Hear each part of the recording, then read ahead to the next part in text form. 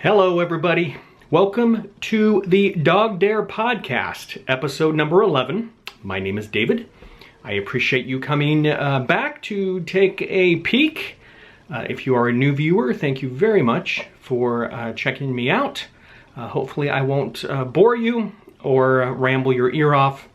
I do tend to ramble, as all you pre-watchers are very well aware of. So happy New Year, happy 2017. Crazy to think it's the year 2017. I know when I was a kid, the year 2000 seemed like such a sci-fi sort of time in life, and here we are, 2017. Amazing how time tends to fly by, especially the older I get. So I hope everybody had a wonderful festive Christmas and a happy New Year. Or wonderful Hanukkah, or whatever other beautiful festive holiday you choose to celebrate. If any of you actually don't celebrate any holidays, then hopefully you had a wonderful time and did something fun for yourself. My partner and I, Billy, and our dog Huck, had a wonderful time. I had a quote-unquote forced break from work between Christmas and New Year's. Where we are forced to plug in vacation time. So it was actually wonderful to have that time off. It's rare that I take time off from work for reasons I won't bore you with. I do definitely want to, in 2017, take more time off, if doable. I definitely get my workaholic or my work ethic from my mother. She worked into her early 80s. And sadly was sort of forced to have to retire because she was having some issues with her vision. So my mom came from a long lineage of siblings and family members that worked their butts off. So I tend to kind of come from that cloth, so to speak, and it can be a bad thing. Anyway, so I have my work notes. My episode notes, because I know I will ramble. I'm going to try to focus a little more in 2017. So it's been about 2 weeks. Last time I did one of these fun little podcasts was before Santa arrived. Had a wonderful time, a wonderful holiday. Spent time with Billy's family. On Christmas Eve and Christmas Day, we just kind of laid low here. Had some comfort food. Vegetarian comfort food, and just really enjoyed the time off. Of course, the time went by so incredibly fast. And I am sure, like some of you out there, I had a little bit of a sadness after Christmas. It always hits me the day after Christmas that it's over with. I love Christmas. I love the holiday, the festivities, the memories from it. So thinking, geez, I have to wait another 360 days, 65 days before Santa comes again, kind of hits me a little bit. But so what I want to definitely do this year is I want to kind of continue the Christmas spirit, and I want to do sort of what I started to do last year, which was start making gifts for some folks starting now. That way, December of 2017, I'm not hit with a bunch of last minute frantic gift craft creating. I've definitely pared down my gift giving list, but I still want to sort of follow it through the year and just have that fun, festive thought process of making something for someone that'll keep Christmas close to me, and then when Christmas does arrive next holiday, or later this year, it will be less of a stress. So love to know if anybody else out there is doing that as well, or think that that's a good idea, because I know a lot of people stress out come December 15th and panic-stricken, and it's expensive to buy a lot of gifts for people, and even if you're crafting supplies, as everybody knows, is not cheap. So if you can spread it out throughout the year, it's a little less of a hit.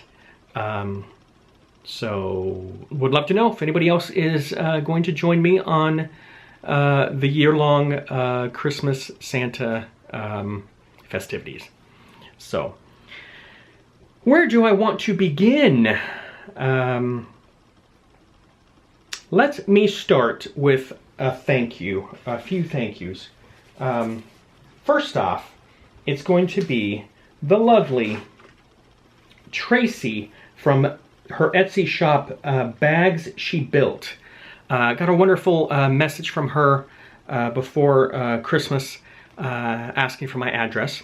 So I sent her my address, and she was very sweet, and she said that she mentioned that she saw in one of my past podcasts that I mentioned that it's a little bit of a challenge to find project bags that are masculine. I'm not opposed to, you know, all sorts of project bags. There's some really gorgeous, beautiful ones. I have quite a few. But anytime I see a project bag that's, you know, looks very masculine or sort of the materials like a suit or tweed, I'm very much drawn to that. So she actually made me a project bag that has really beautiful like tweed fabric on it, wonderful ticking at the bottom. Just a really sweet, kind, there's her tag, beautiful inside green. Just a really sweet, wonderful gesture, and I thought that was very wonderful and sweet. And she has a beautiful shop on Etsy with beautiful project bags. So please definitely check Tracy out. And Tracy, I thank you very much for this. I'm going to use it and always have you in mind when I do. So very sweet. I actually have a, I think it's pronounced Necci. It's a sewing machine that is from Italy, made in Italy. And when I moved out here to North Carolina, this was at our last place we lived at, a townhome. We currently now live in another part of North Carolina, in a house. But I wanted to buy a sewing machine, so I did some research, and I am not a sewer. I've never used one before. I do have fond memories of my mom when I was a very small kid using her sewing machine, and I remember hearing the sound of the when she would turn the wheel to get it going. Had a wonderful mechanic sound to it that always brings back wonderful memories. So I didn't want any of the newfangled sewing machines because they have way too many bells and whistles. And I'm not very good with a ton of bells and whistles. I tend to do better when my choices are a little more minimal when it comes to machinery. So I went online, did some searching, and found someone on eBay, or I'm sorry, on Craigslist, local. Connected with him, and he what he does is he finds used sewing machines and he restores them, tears them apart, cleans them up, puts them back together again. He'll shoot little videos, a little quick video on YouTube, and then he lists it on Craigslist. And you know, he has a regular full-time job, but he just loves this as a hobby. So saw a beautiful Necci Italian sewing machine. I'll put a picture in here. So I went and met with him, and an hour and a half later, he was full of knowledge, wonderful guy, very helpful. I came home with this very beautiful, vintage-looking sewing machine, and it is heavy. It is heavy. So had that sitting, and I think it matches very much my room of requirements here. Kind of gothic look to it. And I finally actually used it recently, and I'll show you what the result was. My good friends Jennifer and John Michael of the Color and Life podcast, definitely check them out.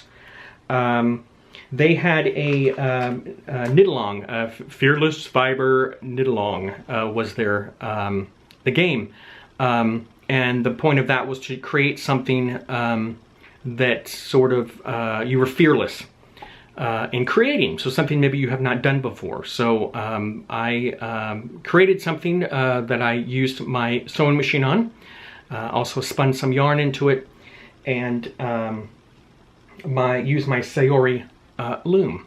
So I would like to introduce you to Mr. Fenn. This is Mr. Fenn. He has a little jar of wishes here, little wishbones, and he has a little doll here to keep him comfort. But these hand spun this, the blue and the red fiber. I'm a newbie at spinning, so I definitely need a lot more practice.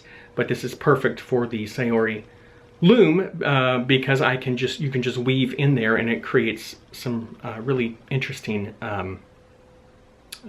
designs. His little back here. This is part of a sock blank I got from Andre Sue Knits. I purchased from her Etsy shop. So that's in there. That's aliens on it. A little more spun fiber from my shacked ladybug. And I crocheted his arms sort of free-flowing. And some old buttons I had. But I had a lot of fun creating him. Some little old typewriter keys that I have as well.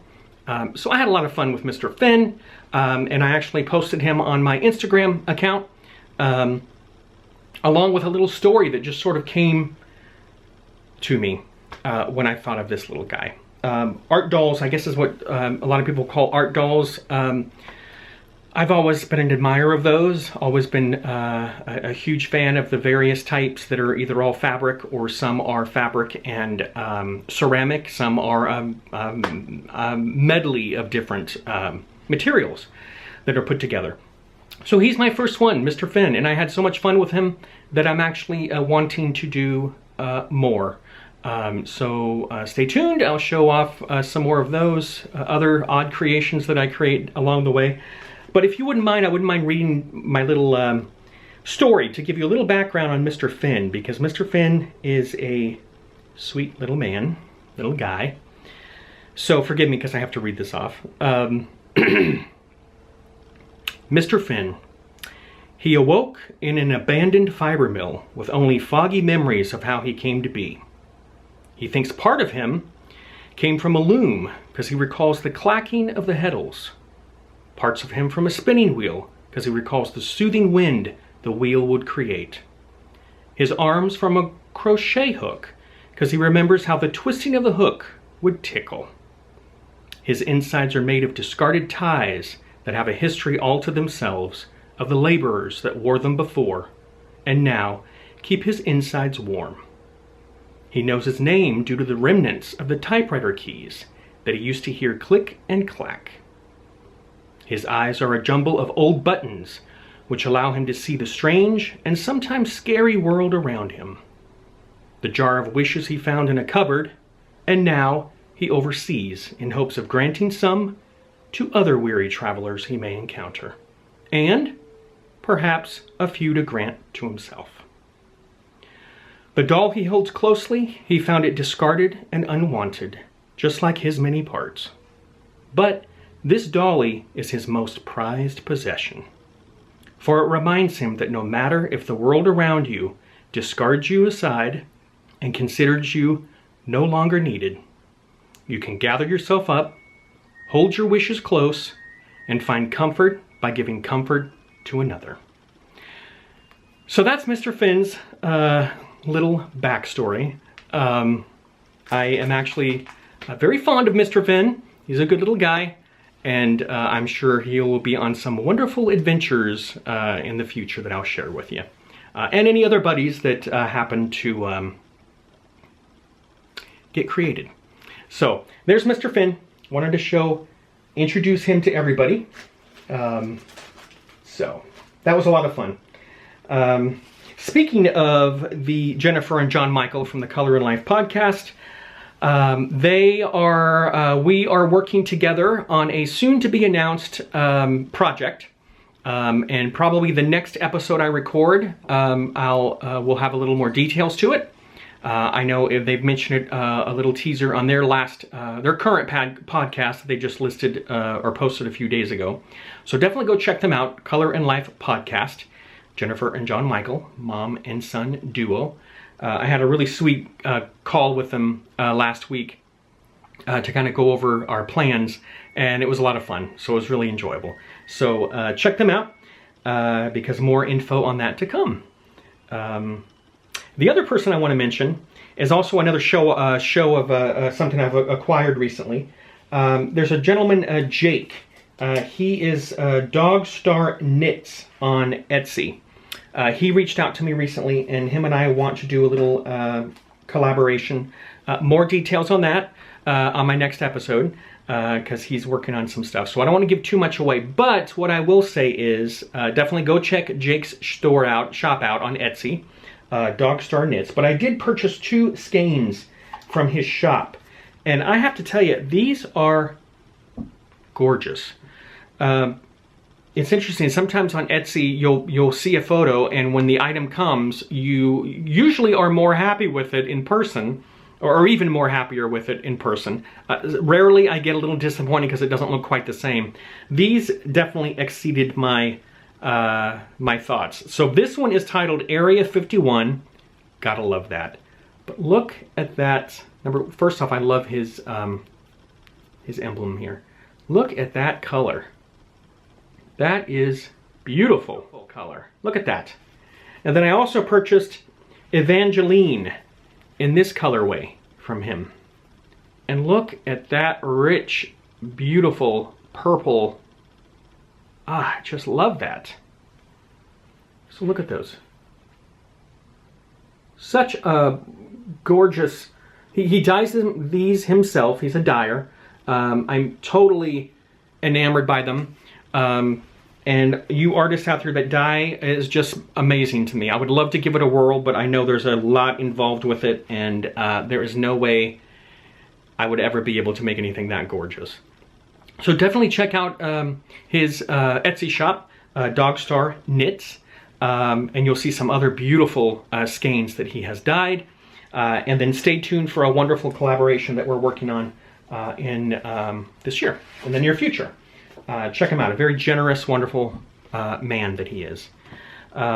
So, definitely wanted to also, let me see. Oh, another goodie I got recently, Nancy, hi Nancy, from the Round Rabbit podcast, is doing her very own cowl. She just opened up her own Ravelry page, and she's doing a cowl called 64 Crayon Cowl. So definitely check out Nancy's podcast, Round Rabbit podcast. But it involves, she's doing it with Noro yarn.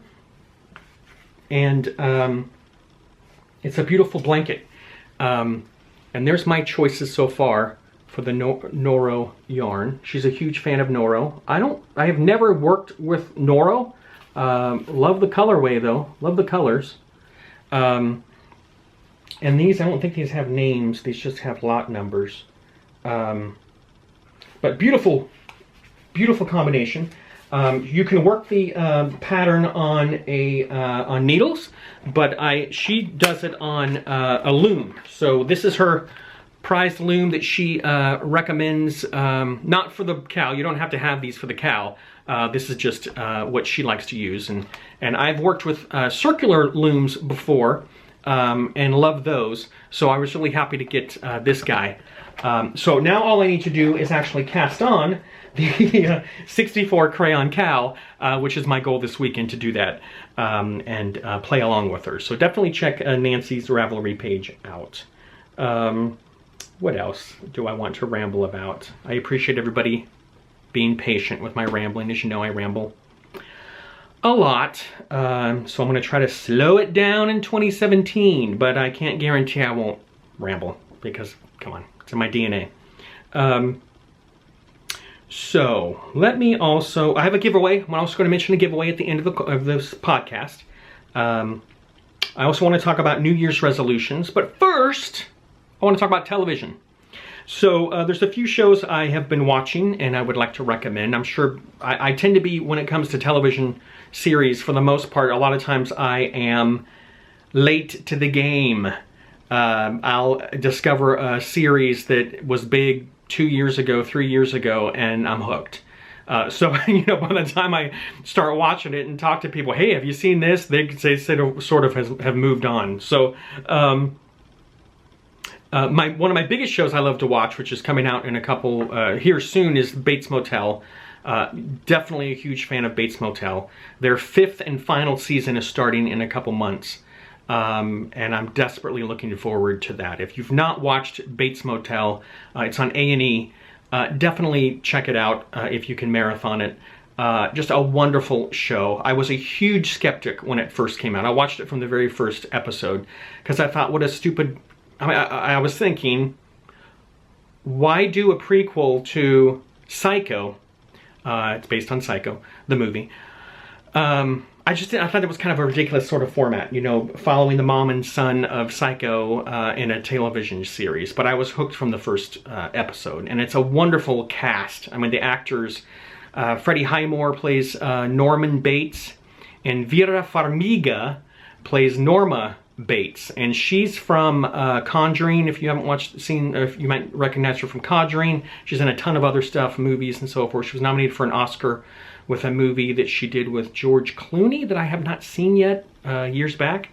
Incredible actress. Wonderful show, and it's really, there's some humor in it. It's actually a very kind of, it's a drama, but there's humor speckled in there. But the acting is just amazing, and just really well done and well written, and you will be crying through certain parts of it as well. It's not really gory. I wouldn't call it a thriller, a slasher. I mean, there is some points of it that will be, you know, blood will be shed to a degree, but it's definitely more focused on a mom and son relationship and a dysfunctional family, and being the youngest of 8, for some reason, I'm sort of drawn to those sort of dramas. So check Bates Motel out if you haven't already. Recently, I've discovered, it's from a book by Susanna Clark, Jonathan Strange and Mr. Norrell. Jonathan Strange and Mr. Norrell. It's actually was a book and adapted into a British TV, not a series, they just had, I believe it was 6 episodes to tell the story. Wonderful show. It's a time period piece. It follows magicians, magic, just a really great show. Just really well filmed, beautifully shot, great acting, and a fun story as well. I have not read the book, but I might go back and actually read the book now, since I love the show so much. And I'm sure everybody has heard of Breaking Bad. Now, Breaking Bad was one of those shows I had no interest in whatsoever. I mean, I know it was huge. A lot of people loved it. And recently, someone recommended it on Instagram, Cricket. Hello, Cricket. And I dove in and watched it and was hooked from the first episode. So now I'm on halfway through season 3. I believe there's 6 seasons that was the span of the show. Great cast, funny, just really well done. It's focused on a man who's dying of lung cancer, and he chooses to get into the drug business to provide for his family. I'm not really one for drug movies for reasons. So anyway, I chose to watch it and enjoy it very much. Personally, I've never done drugs, ever. Never experimented, never dabbled. Have no interest in it whatsoever. And I know for me, a part of that, I have siblings who have abused him. As a small kid, seeing that, luckily for me, it turned me away from it very strongly, as opposed to drawing me towards it. So I'm thankful for that. I also have a good friend of mine. I consider him like a brother. We've known each other for 18 years, and he struggles with it. He's currently in recovery, which is great. He's been clean for a while. But anyway, that's why usually when anything drug related, I tend to have a bit of it kind of rubs me the wrong way. But Breaking Bad TV series, excellent show. Bryan Cranston is the main actor in it. He's also from Malcolm in the Middle from years ago, that comedy series on Fox, I think it was. So what's hilarious is to hear from Malcolm in the Middle, which I used to watch and love, to now his character in Breaking Bad. But I know for me, when I was a small kid, I wanted to be an actor very strongly. You know, you hear those stories of people saying, I knew when I was 5 years old I wanted to be an actor, or I wanted to be a scientist, or whatever. That was me for acting. Very strong. And I don't know if I mentioned this before. but forgive me if you heard this before, but when I was early 20s, I was living in California. I'm currently now in North Carolina. I was in California, and there was a local playhouse that had auditions, and they had a big sign, auditions. So I remember circling the neighborhood in my car, trying to get the nerve up to go in, and finally went in and did a horrendous audition. I wouldn't even call it an audition, it was a train wreck. And I remember leaving there and going to my car and just feeling completely deflated, and because that's what I wanted. I thought for sure that's what I was going to do. Now, I never took any classes. I didn't take any classes at school or anything like that, but it was always on my mind. Looking back, if I had to do over again, I should have probably saved up money and took some classes. But I realized that was not in the cards for me. Plus, I had a huge fear, the stage fright thing. It was just a horrible audition. It was horrendous. I had for some reason, the little short script you had to read, I did it in a horrendous British accent, but there was no mention that it had to be British. And I remember as I was talking, I was British, and I'm like in my mind going, what the heck are you doing? Anyway, horrible, horrible, horrible. But there you have it. So when I watch television shows or movies, I'm actually very much drawn to really amazing acting, and I just love and value that craft very much. And I think it's something that can be underrated in many ways, and sometimes even a movie that is a bad movie or a TV show, I can still pick out and enjoy the acting at certain, the certain actors and so forth. Speaking of another TV show, American Horror Story. Huge fan of American Horror Story, the first 3 seasons. I have really lost interest in it since then. I still watch it, but I think it's just really declining since Jessica Lange left the series. The second season, if you haven't watched American Horror Story, give it a try, especially starting from the first season. The first season was geared towards a haunted house. Second season was in an insane asylum. And the second season, there's a scene where Jessica Lange is the head nun at this asylum, and she does this monologue where she's talking about this squirrel that she rescued, and she kept in a box and took care of, and her mom came home and discarded it, threw it away, because it died and she forgot to feed it. But anyway, that monologue was so incredibly beautifully done because the camera is on her face constantly. It doesn't cut away. And to see someone act out a script, they're given this story and they have to have it hit them so hard that they have emotions, and they have to convey that memory that they're acting out, the memory that she had as a little girl, and to just see her well up with tears and just beautiful, gorgeously done. I could sit here and talk hours about it, but I just love when you come across, or when I come across, a little gift in an acting moment, and that was one of them. So if you get a chance, see the second season of American Horror Story. Asylum is what that season was called. Each season it changes. It's the same, pretty much the same cast, but each season is a different story. Completely different story, although they're supposed to connect somehow. But Jessica left after the fourth season, and after that I lost interest, and I just think it's getting a bit kludgy, unfortunately. That's just my opinion. Anyway, acting. It's my little ramble about my admiration for actors out there. Singing too. I'm a huge singing. When I was a kid, my brother Gregory, who's the next sibling above me, he's also gay.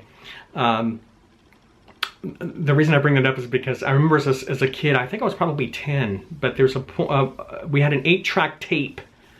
Shows you how old I am. An 8-track tape, or 8-track tape machine playing in our living room, and Gregory was a fan of Barbra Streisand. And I remember one night he put on an 8-track tape of Barbra Streisand. I don't remember what song it was. And he you know, my brother Gregory's funny because he's like, you know, come on. He wanted me, my mom, and him to lay on the ground, looking up at the ceiling, and just be in the dark and listen to her singing Barbra Streisand.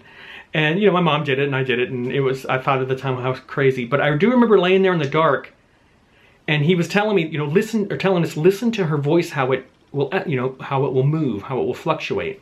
Because at this point, he's older than me, so he was in school, he was studying, I guess, a point of music.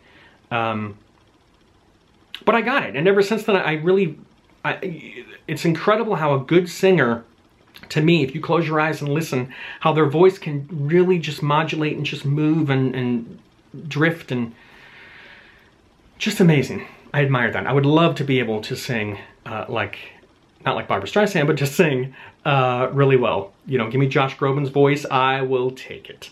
Instead of now I have a voice of like Chipmunk, the Chipmunks. Remember the Chipmunks? Speaking of Christmas, the Chipmunks had a Christmas album. And when I was a little kid, I had a little television. It's called the Show and Tell. I don't know if you remember that. It was a little yellow TV you plug in the wall. And you put a little strip in it, a little picture. It was like negatives on a strip that you would put into that.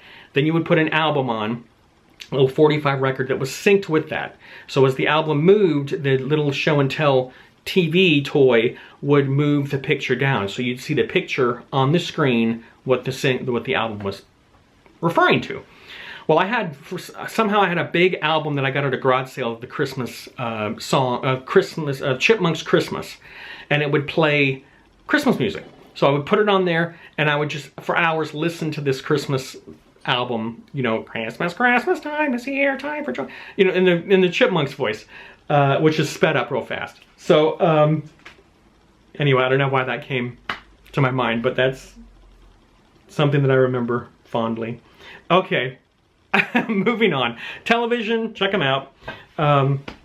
New Year's resolutions. So I know some people are turned off by resolutions. I understand that.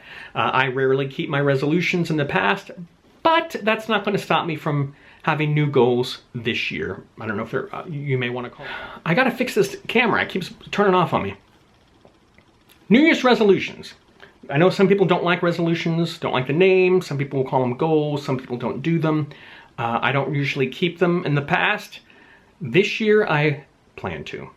I'm going to call them dares in connection with my DogDare podcast. So I'm going to dare myself this year to do a few major things for me. I'll read them off to you in part because you can help me keep track.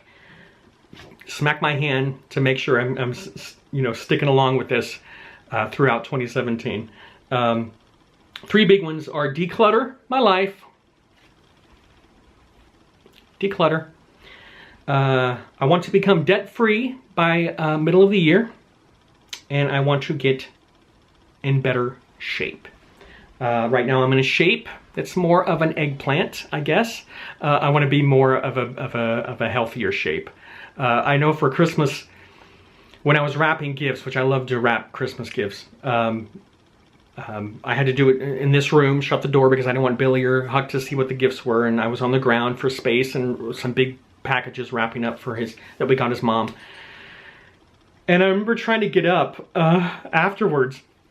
If you've seen the movie Misery, there's a point in it with Kathy Bates and James Caan, wonderful movie, based off the Stephen King book, where Kathy Bates leaves. James Caan is in a wheelchair.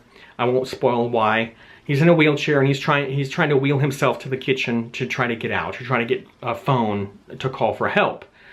So there's a scene where he's in the kitchen, he's fallen out of his chair and he's crawled across the kitchen, and anyway, he hears Kathy Bates' car coming. So he has to rush to get into his wheelchair and get back to the room. So for some reason I had that thought of when he was trying to hoist himself up, because he's in excruciating pain, hoist himself up into the chair to get back to his room. That's what it looked like when I was trying to get up off the floor from wrapping Christmas gifts. So for some reason that clicked in my mind. I feel like I'm James Caan from that part of that movie. So that, you know, I want to get in better shape this year. I'm not getting any younger. And if I'm achy and having issues now, I am not going to be in any good shape when I become much older. So that is my three main dares for myself this year. You know, the debt-free one is part of that comes into where I need to limit my buying, my spending. As I'm sure some of you can relate to, it is easy to see something and say, I need to have it. So I'm really going to want to stick I want to really stick with a goal of funneling as much everything I have into paying off stuff. And then one of the big reasons for that is then I can have more choices of if I choose to move on to a different job. But in my current job for 17 years, and it's a stressful job, and I have those days where I'm like, life is far more valuable than what I'm allowing myself to enjoy being in this current situation. You know, when I find myself counting the days to Friday and not enjoying Monday through Thursday, you know, that's not a good thing for me. As I'm getting older, life is getting much shorter. You know, mortality sort of sets in of like, you know, do I really want to spend the rest of my days in a place where I'm not happy? And you know, there's a part of me that feels guilty about talking about this because a lot of people don't have jobs, and a lot of people don't have jobs that, you know, pay. And, you know, so I don't want to come across that I'm ungrateful or anything like that. Or you know I may get comments of like, well, you should be happy that you have a job. And I'm very thankful. I do honestly am thankful, and I do understand others that are in worse shape. So I am very thankful for what I have. I work for it, and again, I've been there 17 years, and I rarely take vacations. So I have that mindset of, oh my God, I'm gonna get fired, or I'm gonna get in trouble, and that comes from childhood, and it carries through into my adult life. And it's something I struggle with all the time. So I'm a people pleaser, as I'm sure some of you can relate to. People pleasing. I'm getting better at it. I've gotten definitely better at it over the years, but it definitely is a huge part of my work life. And I'm not passionate about my job, and I want to be, you know, even if it's working somewhere that I get paid substantially less, but it's a job I enjoy or I have less stress about, to me that seems fantastic. So that's one of my goals this year is, you know, do it the smart way. Pay off my debts, then I'm not worried about it, and then I can have a little more freedom of what to do. My partner Billy's a huge supporter of me with that, and I appreciate him greatly for many reasons, but that's definitely one of them. So better shape, debt-free, and declutter. So declutter. As you can see, I have a lot of fun stuff in my life. There's a book out there, I can't remember the name of it, but it's a woman who talks about, you know, you hold an item in your hand and you ask yourself, does this bring me joy? If it brings you joy, you keep it. If not, then you discard it.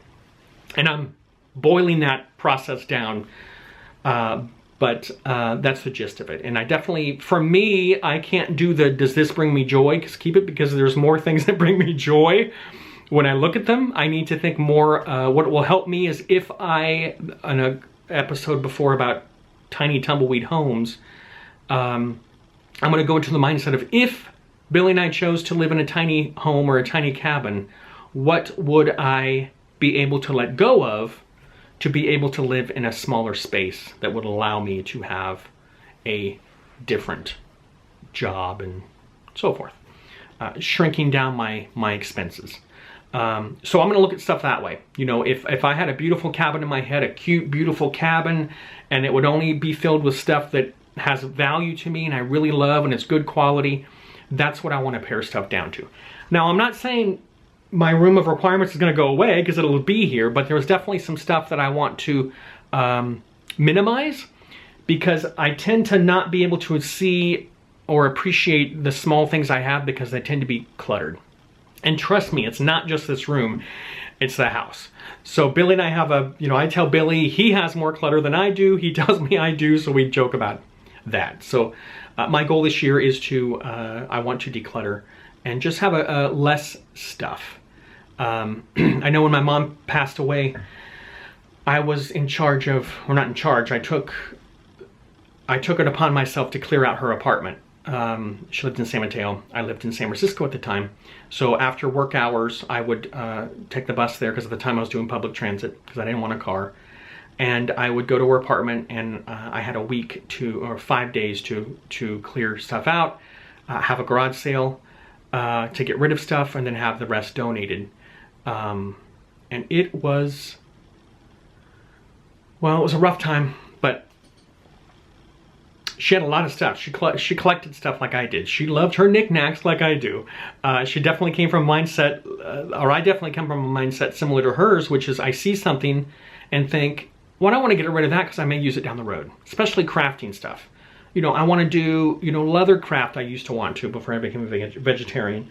I want to try embossing. I want to try jewelry. I want to try this and that. And I end up getting stuff and not getting around to it and thinking I'll get to it later. Well, with the job I currently have, my evenings and weekends, I tend to have very little energy a lot of times. So I don't have the ability, I don't choose to have the ability to focus on that stuff. So anyway, I just want to minimize stuff. But anyway, just remember my mom, when she passed, I'm having to go through all of her stuff and clearing it out and deciding what to keep and if anybody wanted anything, and trying to organize all that. And, you know, I look at that and think, you know, if I get abducted by aliens today and taken off to another planet, I don't want all my stuff to be stuck with Billy to have to clear out. So there's just a lot of stuff. This podcast is taking quite the turn, so I will reel it back in. Anyhow, declutter. I just want to have less stuff. That's stuff that I really love and value and cherish, and it also will look better because it won't look so cluttered. It'll be a little more decorated. It'll look aesthetically more pleasing. So, those are my goals. So, dang, I rambled, didn't I? About everything. Anyhow, speaking of getting in shape, I got a Vitamix. I got Billy and I a Vitamix for Christmas. And I got it from a place that you can return in 30 days if you don't like it. So I told Billy, let's try it for 30 days. See what happens. It's a part of our getting healthier in 2017 dare that we both are doing, actually. So if any of you have a wonderful Vitamix recipe, definitely send it my way. There's some wonderful things on YouTube, recipes that I've been watching and exploring. And we shall see. I swore I would never spend that much money on a blender, a stupid blender to spend that much money on. But I thought, well, while I have the time and I did the research, I have the ability to do that. I did some research, and I've tried having shakes, healthy shakes in the past, but my blender would always clog up, no matter if I added more water or whatever, and that always frustrated me. So what I've understood is Vitamix has the horsepower to avoid that and can blend up a ton of stuff. So stay tuned, because I'll probably share some fun little recipes in the future for shakes. So if you are still out there and I have not scared you away or put you into a deep slumber, giveaway time. Giveaway. So I mentioned in my last podcast that the lovely Eleni from the ManaKori shop on her shop was very sweet to give a project bag. Now, I made the mistake last podcast to say she gave me 2 holiday ones that I'm going to give away, and I made the mistake. I wanted to keep one of them. Sorry, selfish. I wanted to keep one. So this one I'm giving away. Beautiful holiday. And this will also help in keeping the holiday spirit throughout 2017 as you knit or weave or create your gifts, your gift stash for next Christmas. So this is one of the prizes that was donated by Eleni. Thank you, Eleni. Hello, Philip. That's her partner. I'm also giving away a $25 gift certificate to Etsy. And I'm also, I guess you would call this a re-gift, although it wasn't gifted to me, I actually bought it. My last episode I showed you I got a new ball winder, which I love, but that means I have an extra ball winder. And this ball winder is great shape. I've only used it a few times. I want to give it away because part of the reason it's also connected to my decluttering. In the past, I would keep this in my closet and thinking, well, maybe I should keep it. Because if ever down the road I want to wind 2 balls of yarn, I have this one and I have my new one. No. So I am going to pass this on. Another thing I realized in one of my past contests is a lot of people don't have these and want them. So I will send this along with a little goodie. I'll send, this is another gift. 1 gift, 2 gifts, and then the $25 gift certificate to Etsy. So here's the giveaway. You will go to my Ravelry group, DogDare on Ravelry. I'll put all the info here. And you will answer a question for the DogDare podcast episode number 11. I'll clearly put, I'll put the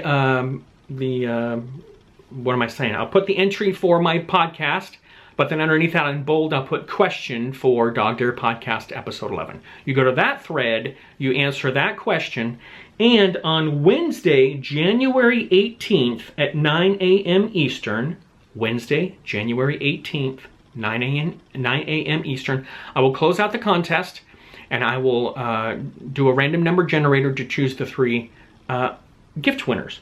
So the question to answer is, in 2017, what resolution or what would you like to dare yourself to in 2017?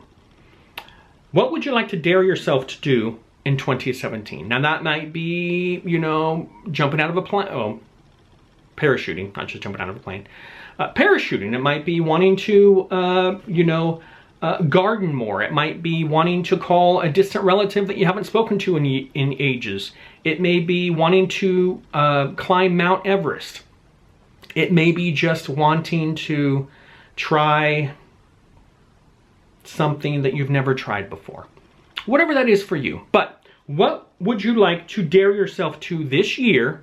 And what knitted or crafted item would you create that would treat yourself for doing that? So for instance, for me, I want to sing a song on a podcast, and what I'll do for myself to treat myself is I would like to create another art doll that is connected to singing. So that art doll might be a cute little created figure that maybe is stuffed with music sheets. Piano music sheets. He may have, his insides might be warmed up with, music sheets that are inside. And he might have found a random violin, a little violin he can clutch to. Something like that. It's just coming to me, but that's sort of the thing. So if I dare myself to sing on a podcast in the future, I would like to make an art doll that connects with that, who's also focused on music. So something for you. Have fun with it. I'm not going to hold you to the dare, so don't say, oh my God, if I say I want to, if I want to, go scuba diving, that means I have to do it. No pressure. Just have fun with the idea. I've always wanted to go scuba diving. Let me try that. Let me dare myself to see if I can do that this year, or something to that effect. So there you have it. There's the contest question. It'll be on my Ravelry page once this goes live. And it will end again on Wednesday, January 18th at 9 a.m. Eastern. I will close it out. So, I think that's it. So, that is it for this episode. I thank you all very much for being patient, listening to me ramble about everything, it seems, on this podcast. But I appreciate you staying and watching. And I am amazed at all the subscribers. I very much appreciate that. I try to do my best to answer all of your comments here and on Ravelry and on Instagram. That means a lot to me if you take the time to watch and leave a comment. I definitely, it's important to me to reply. So thank you. Thank you very much. And happy 2017. May it be a wonderful, festive, abundant year of goodness and joy for all of us. So until next episode, do something kind for yourself, do something kind for another, and if you have a furry little pet, friend, child of yours, give them an extra squeeze, scratch, hug, kiss, from me. So thanks again. I will see you later. Bye.